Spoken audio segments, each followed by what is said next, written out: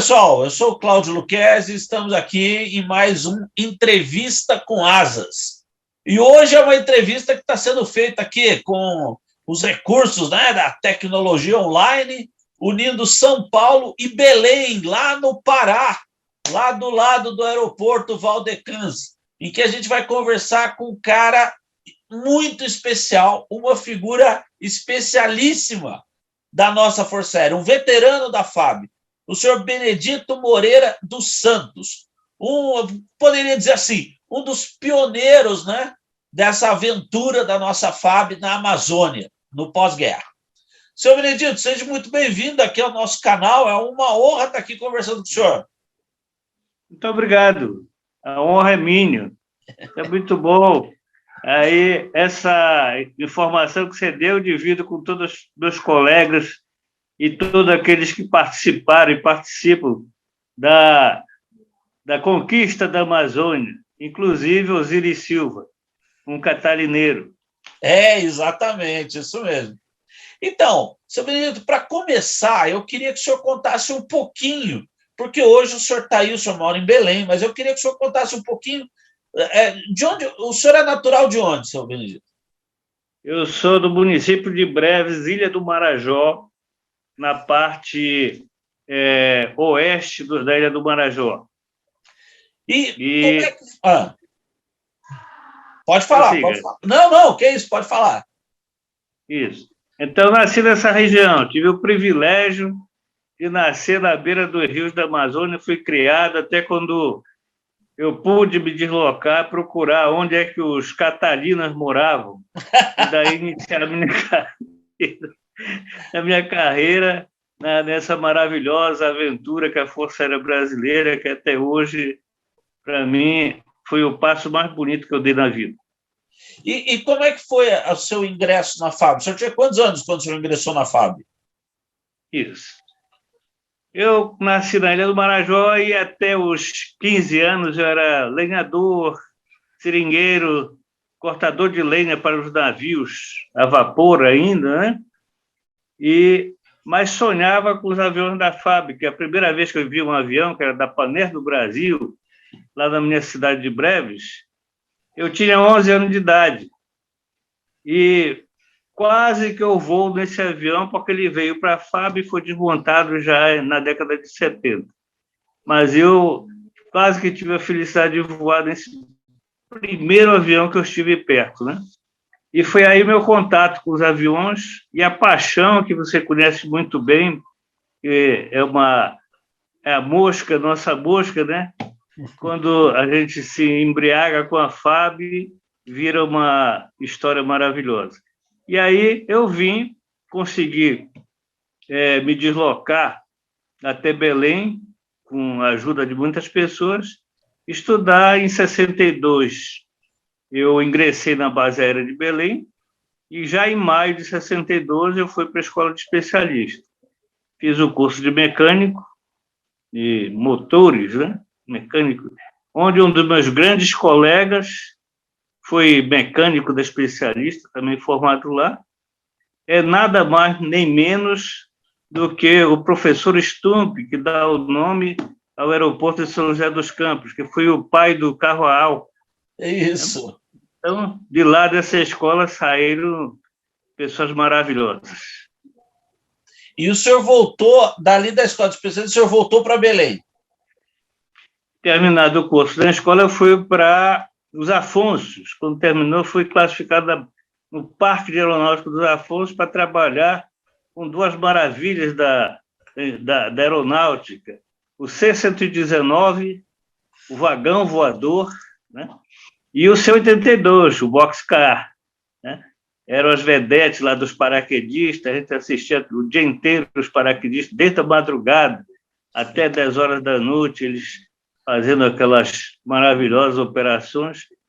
E de lá do parque, eu fui transferido para Belém, eu pedi para vir para Belém, para o primeiro do segundo GAV, né, que era oriundo lá das histórias lá do regimento de aviação dos anos 30, né? E era o Esquadrão dos Catalinas, porque a minha filosofia era voar dos Catalinas, fazendo toda essa guerra, ajudando a fazer a guerra contra o atraso do Amazônico, que até hoje continua, mas já bem menor, porque Osiris Silva, Hélio Mariceschi, o garoto da aviação, né, que teve por aqui também, e muitos outros homens, Brigadeiro Camarão, né, tiveram por aqui e iniciaram essa grande luta, e continua até hoje, e tem muito para fazer. Tá? A Amazônia não está conquistada, não. Tem muito, é só olhar no mapa o norte do Brasil, que não tem cidade nenhuma ali naquela nossa fronteira. Basta voar de Boa Vista para Macapá, que você só encontra uma cidade de porte, que é Monte Dourado, do Projeto Jarida. O resto tudo, nem aldeia, você vê muitas poucas aldeias. Então, tem tudo isso para ser feito e é uma grande obra. Nós estamos nos devendo. E ali em Belém, na unidade dos Catalinas, o senhor participava das missões, o senhor voava a bordo da aeronave? Exatamente. Nós fazíamos... Eu era de manutenção terrestre, eram os mecânicos de manutenção, né? E tinha os mecânicos de voo. Mas nós voávamos muito, os aviões davam muito pane lá nos confins da Amazônia, onde muitas vezes se colocava o motor numa canoa e subia as corredeiras com o avião amarrado nas margens do rio, dançando naquela correnteza, né? E ali, usando muitas vezes, nunca aconteceu comigo, mas os meus colegas tinham muitas histórias dessas, utilizando as árvores como talha e amarrando todas as ferramentas, porque se caísse, era um mês de atraso. Nossa. Então, amarrava com arame de freno a chave, né, para não perder, e dali eles trocavam o motor e saiu dali, né? Caramba. Gente lutando tudo isso para fazer o nosso Brasil merecer a Amazônia. Qual foi o voo mais difícil que o senhor teve de Catalina nessa época? Olha, é interessante, o voar de Catalina era realmente voar, né? Aquela sensação de estar no ar seguro por boas asas, 110 metros de área de asa, né? Então era uma maravilha. E a lentidão dos Catalinas também ajudava muito. Depois, a gente estava sempre em cima da pista, né? Era água, o rio estava sempre pronto. A gente não temia muito as emergências, estava tranquilo. Eu, graças a Deus, não tive nenhum voo significativo com problemas. Tive num Douglas, um monomotor de quase 50 minutos, esse foi perigoso. Mas, graças a Deus, os pilotos, que, graças a Deus, estão vivos até hoje, de vez em quando a gente toma um vinho junto, para comemorar a habilidade deles de sair daquele monomotor, que foi extremamente perigoso. Mas eu dei muita sorte, voando de Búfalo, de Catarina, eu só teve esse fato importante. Eu sempre acho que aquela ajuda, né? Apesar de não ter acontecido sempre com os nossos colegas, tivemos muitos acidentes nos anos 60, né? Até porque os nossos aviões todos eram produtos de guerra, tinham enfrentado a Segunda Guerra Mundial, todos os nossos aviões tinham sido entregues para a aeronáutica em 42, 43, na verdade, quando nós recebemos em 43 os primeiros 7 Catalinas.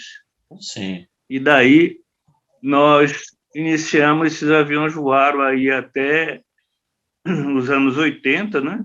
Até 82, na verdade, o Catalina voou. Né? Exato. E os Douglas vieram para cá em dezembro de 54 e voaram até 83. Né? Então, essa odisseia do nosso pessoal tinha toda uma finalidade. Era a luta principal, a nossa guerra era a luta social para proteger o índio, o missionário, o ribeirinho, e fazer toda essa ação humanitária ir buscar uma senhora com parto difícil na beira do rio, né? Isso acontecia muito, muitas vezes voar de noite, início da noite, ou até já com a noite fechada, para ir buscar uma pessoa que estava doente, uma picada de cobra ou coisa parecida, mas o nosso pessoal sempre ia lá e nunca deixava ninguém para trás. Poxa, bacana isso. E, seu Benedito, quando foi que vocês ficaram sabendo aí que ia chegar uma aeronave nova, que havia um Búfalo? Certo. Eu estive no esquadrão primeiro do 2º GAV, que substituiu o esquadrão de patrulha, né, no pós-guerra, né? E de 65 a 69. Mas ali em 68 começou, 67, mas efetivamente 68, o projeto Cambra, CAM Brasil, que era a substituição dos C-82, C-119, e já tinha o C-130, que está desde essa época aqui, que é uma lenda fantástica, né? Sim. E então substituí nos Afonso, no primeiro GTT, em Campo Grande e Manaus. E aí, em 68, um pessoal, parte do efetivo do primeiro e do 2º GAV, os Catalinas, né, foi designado para fazer o primeiro curso de Búfalo nos Afonso. Então, nós pertencíamos à primeira turma que fez o primeiro curso de Búfalo preparatório para ir buscar os aviões. O senhor estava nesse curso? Eu estava nesse curso, eu mais 30 amigos, 30 colegas, mais os oficiais, e também estavam fazendo o curso. E, a partir daí, nós fomos nos integrando no que viria a ser a base aérea de Manaus, o primeiro do 9º. Né? O que aconteceu? Em 68, nós fizemos o curso, alguns colegas, eu era de manutenção, mas fui tripulante orgânico para buscar um avião, o Búfalo 2361, na fábrica lá em Toronto. Né? Aí que o senhor foi lá Aí que o senhor foi lá para o Canadá. Isso, nós fomos para o Canadá buscar um Búfalo, né? Da primeira da primeira partida ainda, dos 12 da primeira partida, né? Era o último. E a partir daí nós trouxemos para Belém, para o Brasil, e eles foram se juntando em Belém, enquanto a base lá ficava pronta, né? Quando foi em 29 de maio de 70, nós fomos para Manaus. Nós passamos, você ter ideia, mais de 1 ano e meio com as bagagens arrumadas num hangar em Belém, aguardando a base de Manaus ficar pronta. Caramba! Não tinha nada lá. E quando nós chegamos lá também não tinha nada. Mas nós tivemos que começar assim mesmo. Mas eu queria só pedir para o senhor voltar um pouquinho. Como é que foi esse voo trazendo esse Búfalo do Canadá para o Brasil, o FAB 2361? Como é que foi esse voo, professor? Isso. Nós fomos escalados para esse voo e em final de março. Né? No dia 28 de março de 69, às 23h55, nós apanhamos o avião da Varig, a tripulação, eram 2 pilotos, um capitão-tenente e 3 sargentos. Um radiotelegrafista, um primeiro mecânico e eu de segundo. Né? Aí nós apanhamos o avião da Varig e deslocamos para Toronto, via Nova York, até Toronto. Então, até Nova York nós fomos de Varig, e de lá para nós fomos na Air Canada, aqueles DC-9 maravilhosos, né? Que Sim. Parece que nós estamos voando, né? E nós fomos de DC-9.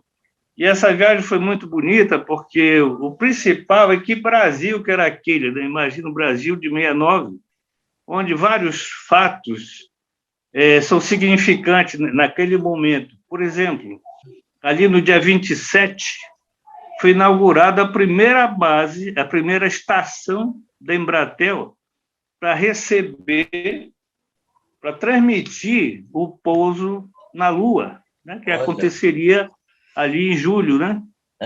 Aconteceu logo em seguida. Então, o presidente Costa e Silva foi lá em Niterói, em Tanguá, inaugurou essa estação. E que era até um projeto, quem fez toda a operação relativa à transmissão do pouso na Lua foi uma moça, né? Uma engenheira. E você vê que a coisa é bonita, porque sempre teve esse engajamento geral das competências, né? E nós pegamos, foi um voo muito bonito, e eu procuro até hoje confirmar, né, se esse 707 que nós saímos do Galeão para Nova York é aquele mesmo que desapareceu no Pacífico, com as obras do Banabu Mab. Sim, sim. Pelas informações que eu tenho, todas elas batem. Parece que era o Vitor Lima Sierra. Eu estou lutando para encaixar essas pedras aí. E chegamos em Nova York, saímos 23h55 do Galeão, né? E lá estava aquele quadro bonito, aquele tempo maravilhoso, Jovem Guarda, música americana, toda aquela influência, a ida do homem à Lua, Guerra do Vietnã, né? Guerra do Araguaia, todas aquelas coisas se misturavam muito, né? Era um mundo muito dinâmico, né? O ano 68 é aquele ano Mirables também, né? Onde muitas coisas aconteceram ao mesmo tempo, como tinha acontecido em 1905 e para trás, né? Então, era um mundo muito maravilhoso. Eu me lembro que, quando nós entramos no avião, estava tocando uma música do Gerry Adriani, Crede a Me, né? Então, está no livro lá, a gente colocou isso. E foi um voo muito bonito, que era uma tripulação grande, né?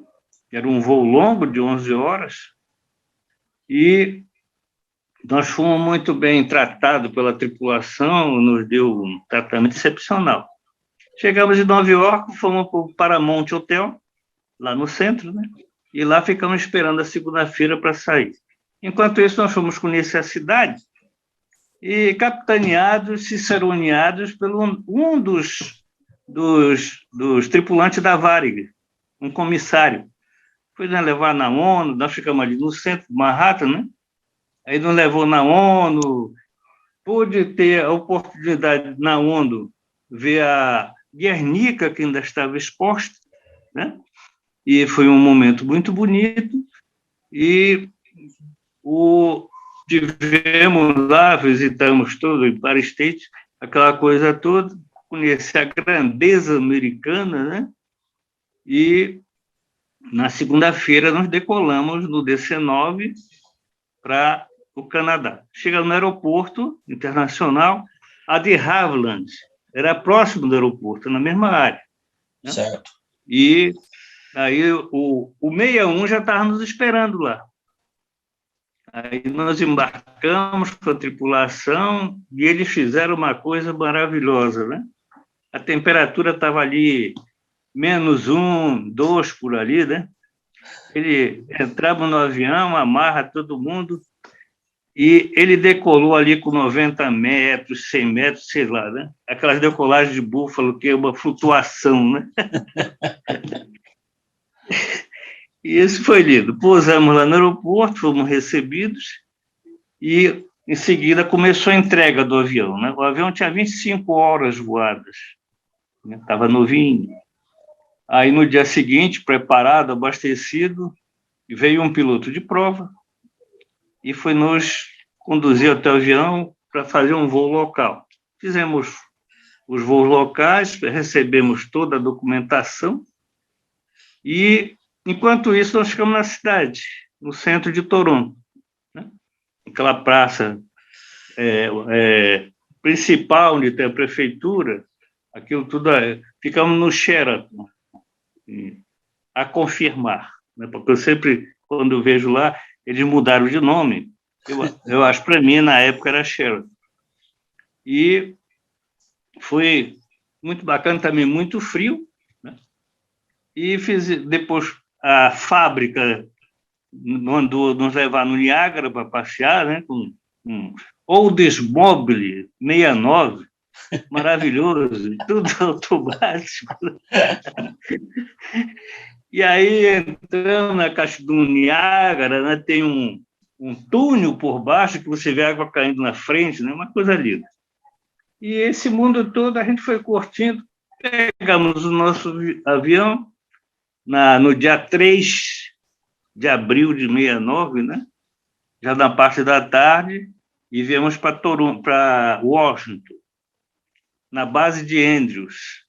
Imagine, o Vietnã estava no auge da guerra. Aquela base pousava literalmente um avião atrás do outro, né?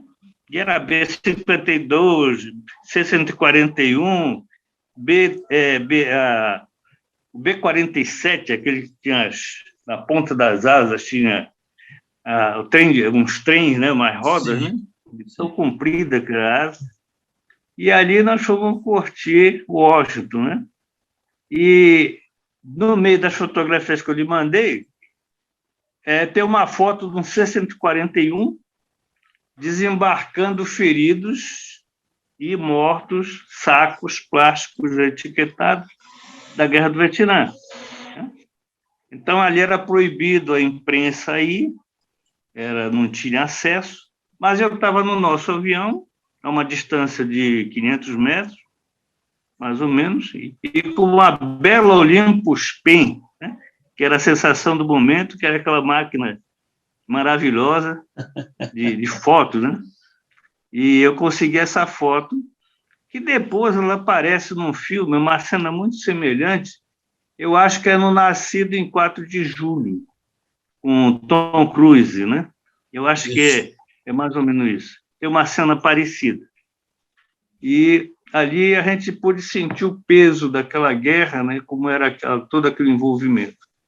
E nas ruas, você via, para onde você olhava, senhoras de preto, né? Famílias enlutadas, né? E no dia seguinte, ali, era a Sexta-feira da Paixão, um dia significativo, né?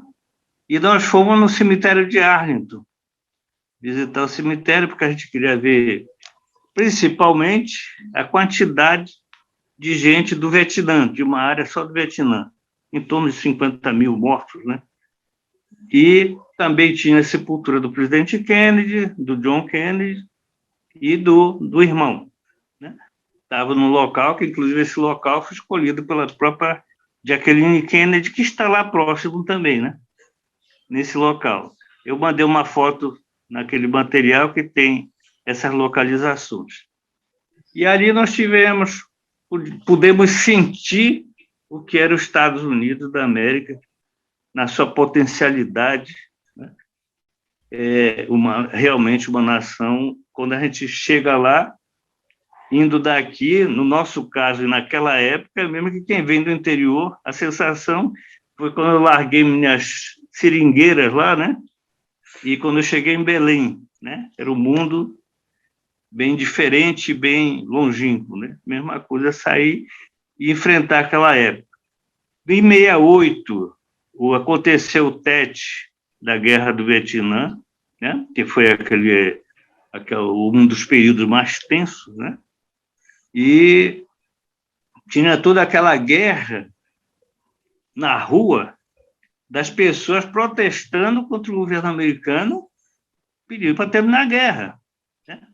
Então, a gente ficava normalmente ali na frente da Casa Branca e cheio de passeata.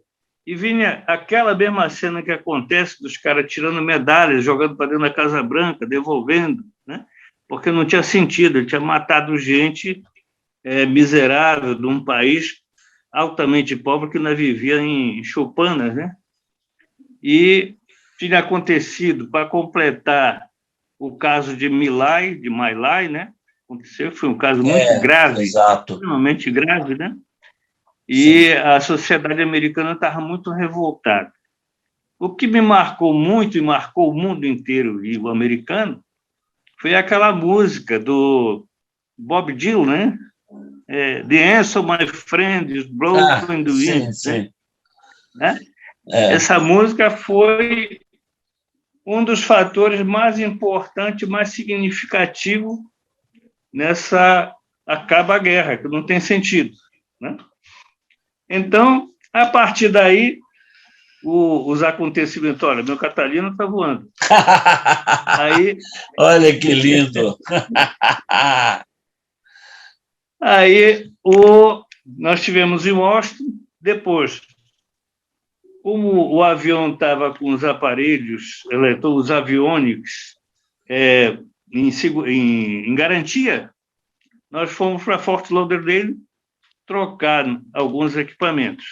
E ficamos 3 dias por lá, 3 maravilhosos dias, naquele paraíso que é Fort Lauderdale, né?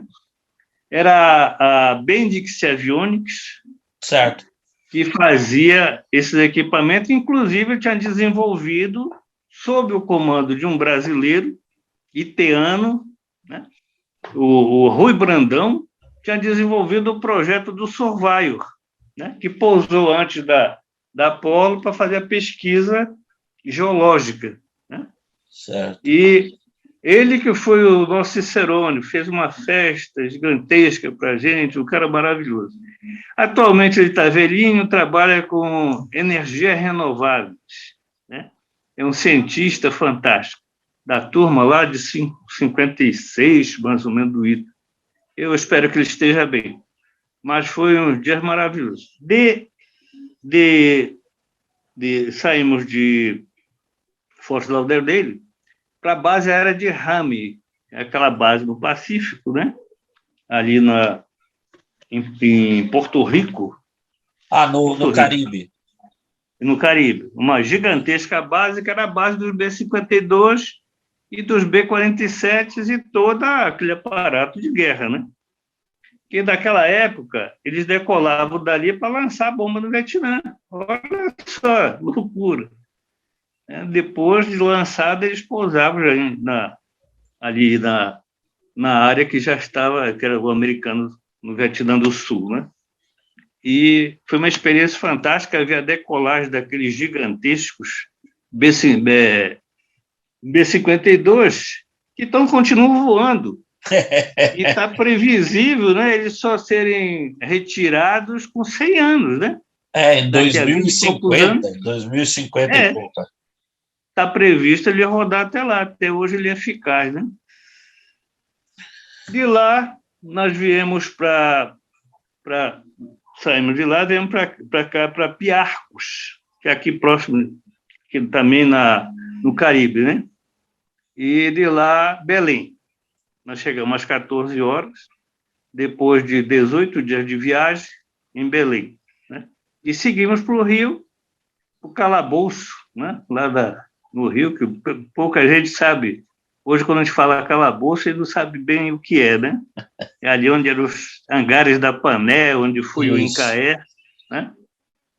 E lá, no dia seguinte, nós fomos deixar o avião nos Afonsos. E de lá eu tive o prazer de voltar para Belém de 619. Aquela maravilha de avião. Isso. Então, na esteira desses acontecimentos, nós começamos a preparar a ida para assumir a criação do 1º do 9º. A operação criada ele já estava. O 1º do 9º foi criado em 47, né? Na mudança que foi feita depois da guerra, foi criado Manaus, o 1º do 2º GAV, no mesmo tempo que foi o primeiro esquadrão era em Manaus, né? O 1º do 9º de Manaus. Só que ele foi implantado, dia 23 de março de 70. Né? 23, por quê? Ele dá o aniversário no dia 31, porque foi a implantação da base, né? Que também estava no papel desde de muito, né? Mas ela foi implantada, inaugurada, operacionalizada em 31 de março de 70. que é a data comemorada, né? E aí o 1º do 9 também, mas o 1º do 9 tinha sido implantado oficialmente 7 dias antes, ali naquelas proximidades, né? Para acompanhar justamente o que foi feito pelo decreto lá em 47, né? E na implantação deles. Agora, senhor ministro, eu gostaria de fazer uma pergunta.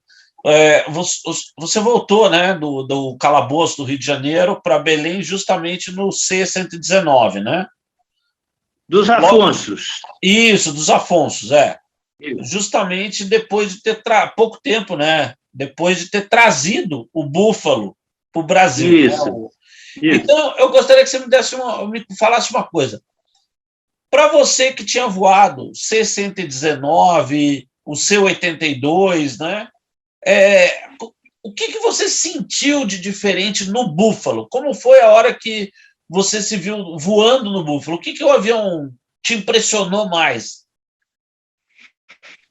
Olha, o búfalo é linda, né? É um ponto dentro e fora das curvas, das boas curvas. É impressionável em tudo, mas principalmente pelas curtas decolagens, né? Isso na Amazônia era fundamental, está fazendo falta hoje, né? E naquele tempo as pistas eram tudo terra batida e a gente vê cenas aí que elas eram esconsas, algumas cheias de... eram tortas, né? Então ele saía ali, tocava o motor e simplesmente era catapultado devido às suas grandes máquinas. A máquina dele era uma máquina fantástica. Por incrível que pareça, eu estive olhando no corte da máquina, do motor do F-39, que é GE também, né? É uma F-414, se não me falha a memória, e o motor em si, a parte jato puro, semelhante, só muda o fan, né? Que o Buffalo tinha SDG, que era a caixa de engrenagem da hélice, e tem o fan, que, aliás, eu acho que hoje os aviões, na sua grande maioria, são turbo-hélices disfarçados. O fan é turbo-hélice. E, então, o turbo-hélice venceu, né? Você lembra que lá nos anos 60 já tinha turbo-hélice russo, puxando 700 quilômetros, com hélice contrarrotativa, aquela coisa toda. E, então, ele é o búfalo. Imagine, você está voando num avião de 270 quilômetros, no nosso Catarina, né, com aquela tranquilidade toda, aquela sonolência toda, e aí o mestre Osíris dizia, né, que o Catarina não tinha relógio, tinha calendário da sua velocidade. E, então, ele não chamou atenção em tudo. Problemas, por exemplo, do pitch lock, né? O disparo de hélice, as hélices do Buffalo, a Hamilton Stand, já tinham pitch lock, que evitava o disparo de hélice, que era o fantasma da aviação, né? A questão do carregamento, a facilidade de manobrar as cargas, era fantástica. Os paraquedistas dizem até hoje que foi o melhor avião que eles tiveram para salto, né? Ele vinha e parava ali, descia à vontade ali, sem problema, né? E até lá os paraquedistas tem um deles lá na Brigada Paraquedista, né? Que, na verdade, é o mix, né? A cauda é do 2362, a outra parte é do 65, mas foi carinhosamente montado ali, né? E tinha todas as performances do Buffalo, estava dentro daquele projeto que foi do Stealth, né? O projeto Stealth, que terminou com os grandes bombardeiros no final. Eram pousos curtos, de surpresa, né? E com decolagens curtíssimas. Então, nós praticávamos muito isso nos Afonso, Manaus, né? Repetindo aquela história lá de Entebbe, né? Sim. Né? Aquela história lá que fizeram com 60 e 30, mas o Búfalo fazia isso com uma facilidade incrível. Então, Gostaria, ele tinha essa coisa. Sim. eu gostaria que o senhor contasse para a gente aqui. O senhor deve ter dezenas, né? Dezenas, mas eu queria que o senhor contasse pelo menos uma ou duas histórias que o senhor viveu de voos no Búfalo que realmente lhe marcaram dessa operação do Búfalo na Amazônia, seja pelo aspecto do voo, seja pelo aspecto humano que envolveu, mas divide aí com a gente umas histórias aí que o senhor viveu. Olha,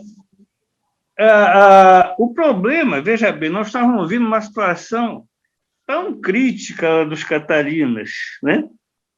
E tão cheia de emoções, de fatos diferentes, né?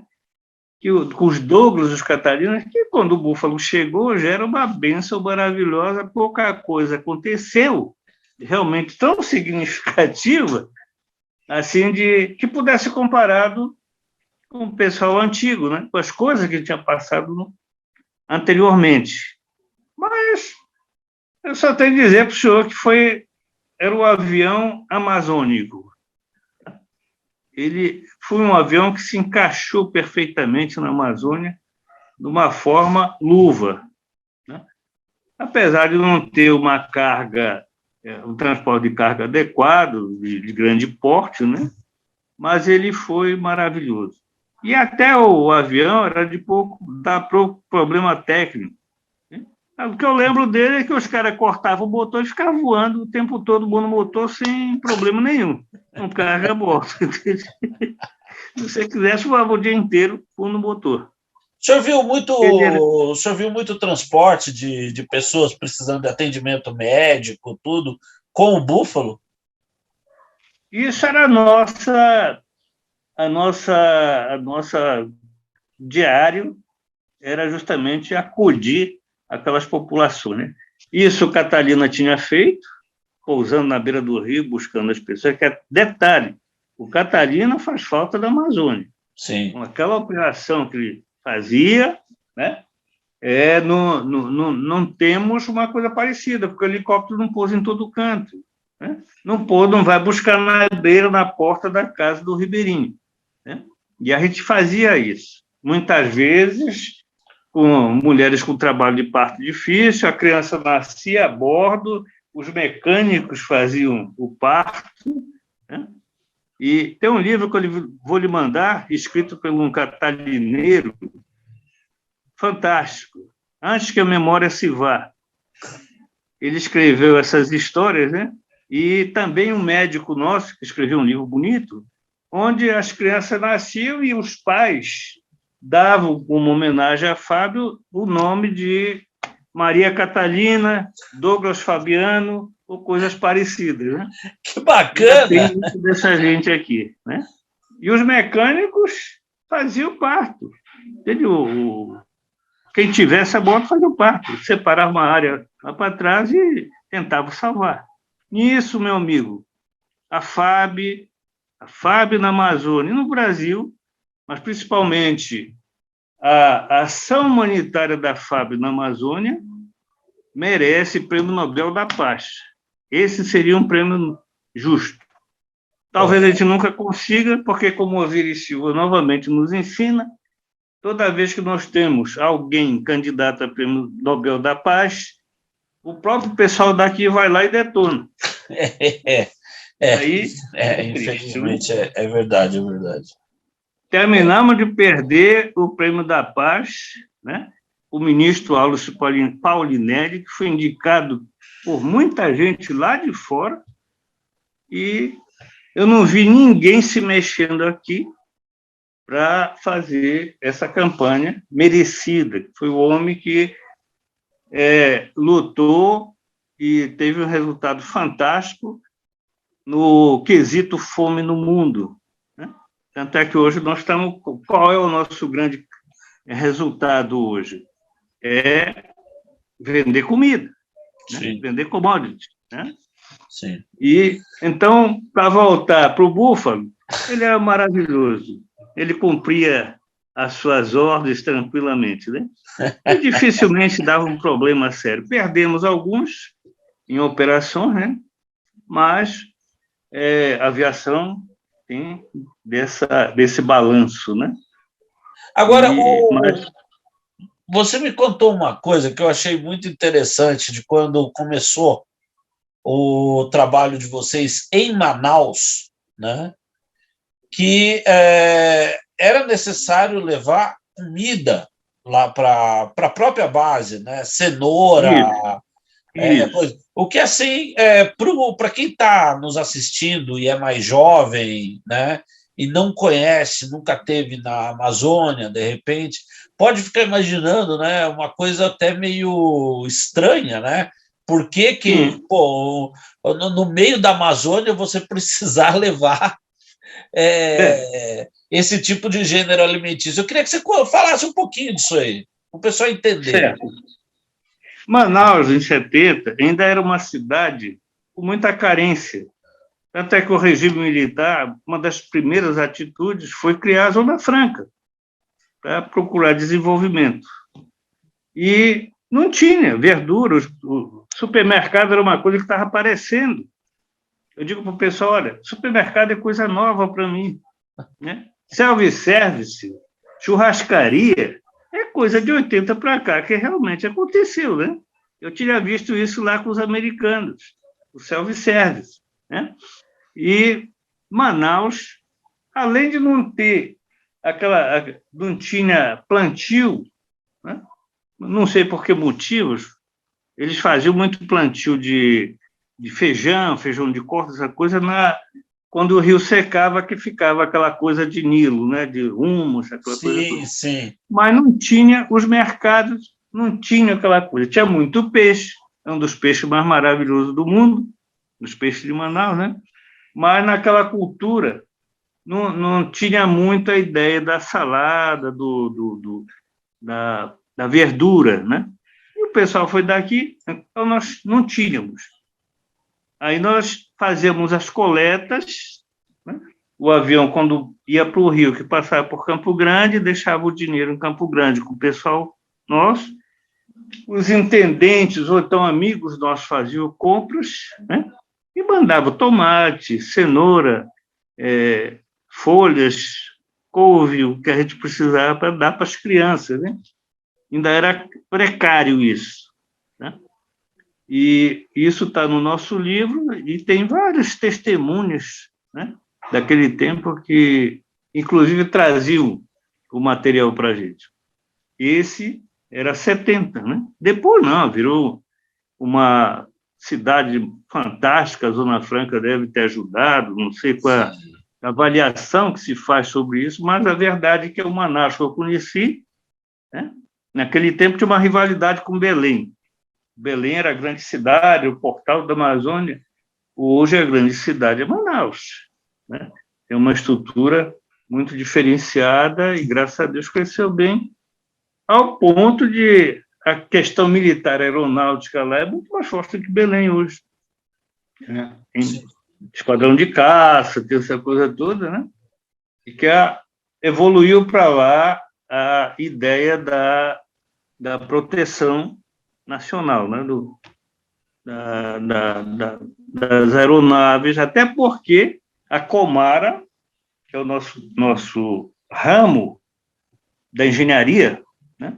Sim. Viabilizou a construção de mais de 200 aeroportos de altíssimo nível, desde 56, quando ela foi criada, né? E teve um resultado, e continua tendo um resultado, de vez em quando aparece alguém falando tristemente, elimina a Comara. A Comara não fez a metade do que tem que fazer. Tem todo o norte do país para integrar, né?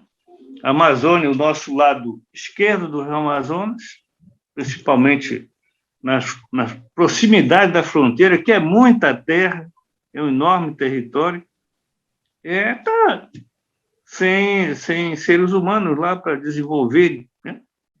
E então nós temos tudo para construir, né? Agora, uma outra missão que sempre foi muito importante do Búfalo, né? Era justamente, a gente estava aqui falando, você estava agora falando justamente dessa parte de desenvolvimento, da parte de comida, né? De gêneros, de subsistência e tal.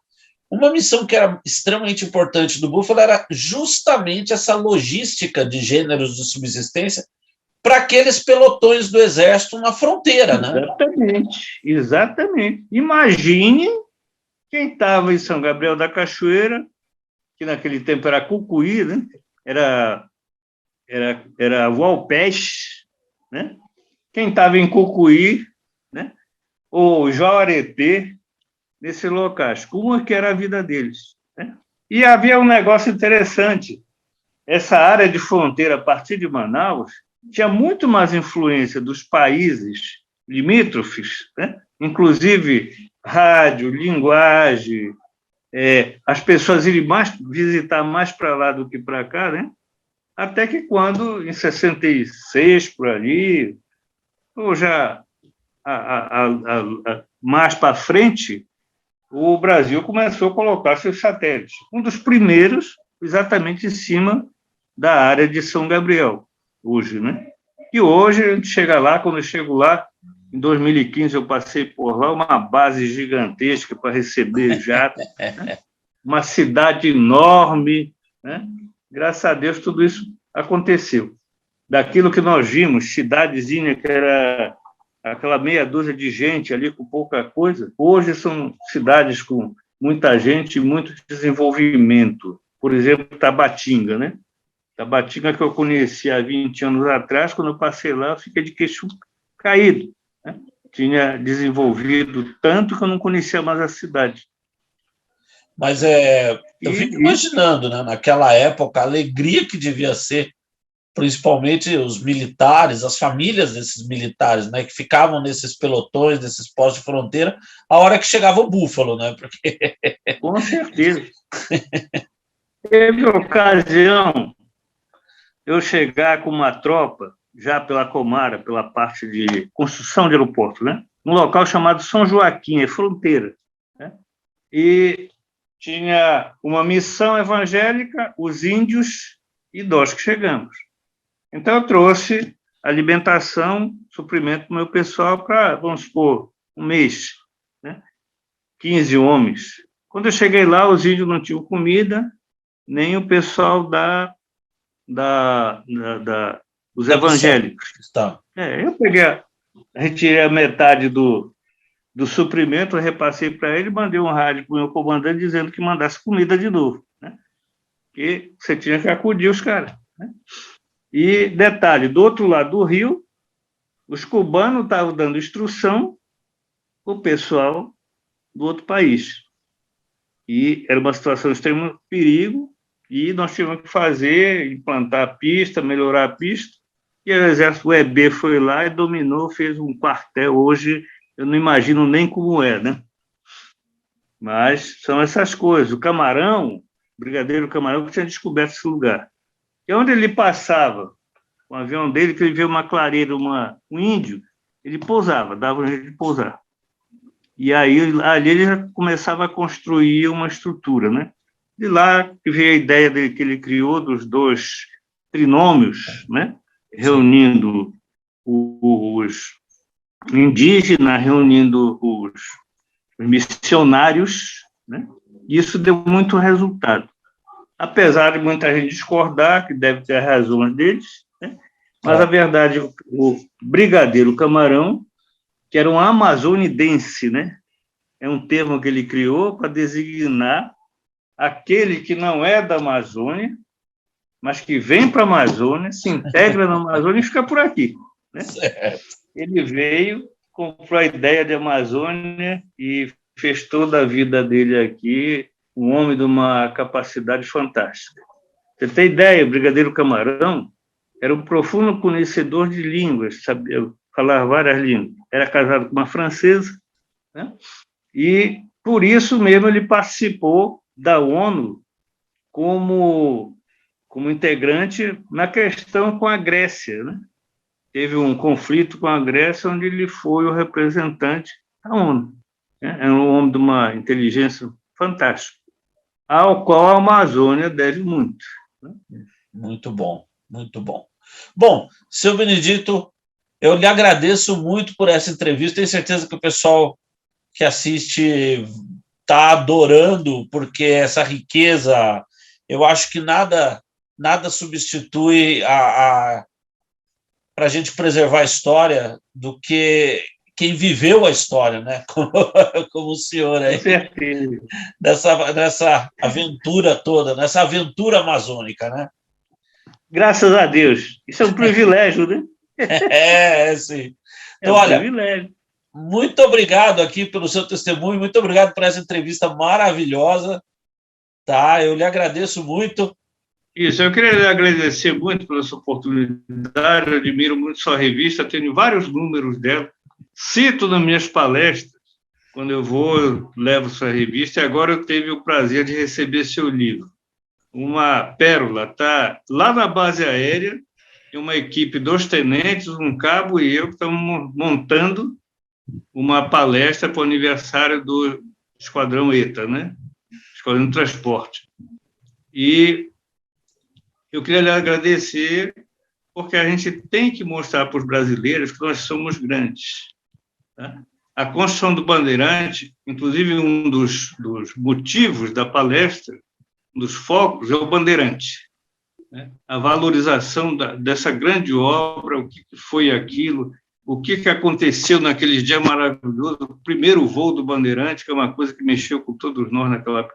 A emoção de ver um resultado tão maravilhoso. Sim, com E certeza.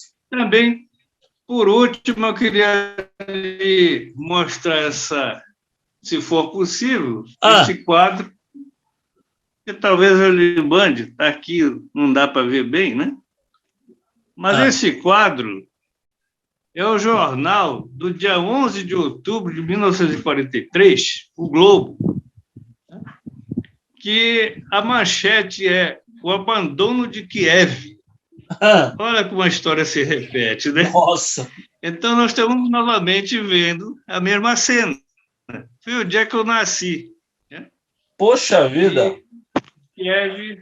Kiev estava sendo abandonada pelos alemães do general von Paulus. Né? E aí a história se repete, felizmente, nem sempre por bem, né? E aqui estão minhas lembranças. O dia que você quiser vir tomar um café comigo, esse é o catitosauro, também chamado de patachoca, e a música do Ronivon. O Ronivon foi da FAB, né? O senhor sabe? Foi, sim. E o Ronivon fez uma bela música, né? Uma bela música no programa dele, Todo Seu, onde ele canta o Catalina. E lá ele chama Jaburu de Prata. Essa aqui é um quadro, uma turbina que eu ganhei na The Havilland em 69. Então, essas são meus patrimônios, meus grandes patrimônios, minhas lembranças e o pouquinho que nós podemos fazer para o nosso país. Sim. Lhe agradeço muito. Não, muito obrigado. Nós é que agradecemos aí ao senhor por essa entrevista e pelos seus serviços durante esses anos todos aí na FAB, ajudando a população brasileira, a sociedade brasileira, engrandecendo aí o nosso país. Um grande abraço aí para o senhor. Fique com Deus. Até mais aí. Muito obrigado. Tchau, tchau. Agradecimento é nosso. Tchau.